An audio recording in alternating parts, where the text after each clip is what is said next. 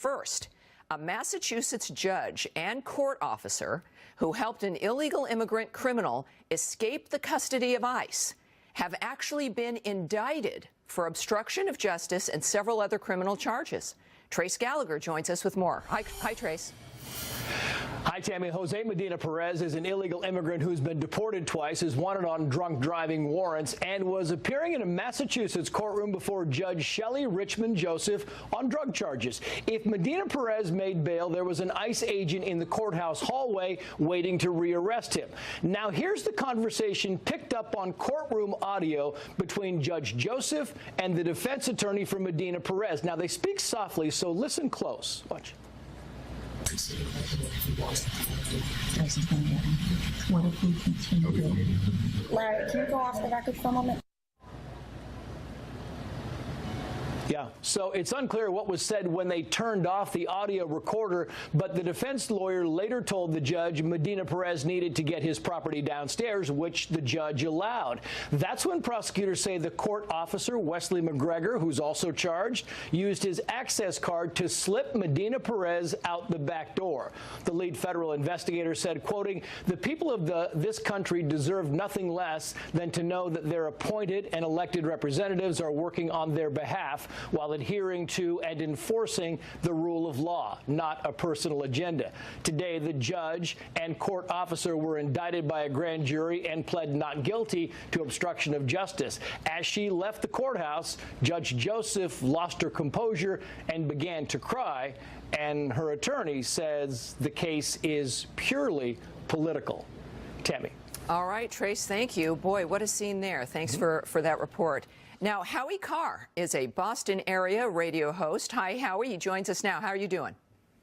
Very good, Tammy. Good. Boy, what a remarkable event. We know that President Trump was elected in part because Americans were tired of not having the rule of law and seeing it in place and applied uniformly to all people. And now suddenly we have an example of where it just might have been. Give us some background. That's your state. It's pretty thrilling, isn't it?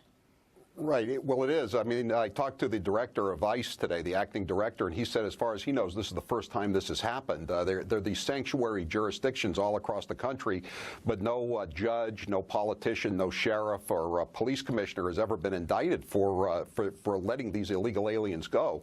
And in Massachusetts, as in most other areas of the country, this has gotten to be a terrible problem. In this same courthouse, which is just outside of Boston, Newton District Court, last year you had another judge had an illegal Dominican gangbanger in front of her who was accused of raping a BC college co-ed while she was drunk, and the prosecutors had asked for a high bail so that ICE could grab this guy and get him deported, or at least get him locked up while he faced charges. The judge cut the bail to $2,500, and he escaped out the back door. They had a case south of Boston in Quincy, another rape case involving an Uber Lyft type driver. And he was let go at the courthouse, and he Howie, escaped I've got to say, Africa. though, this is unusual in that, and I think the lack of law and the lack of cooperating with federal law enforcement kind of invites this.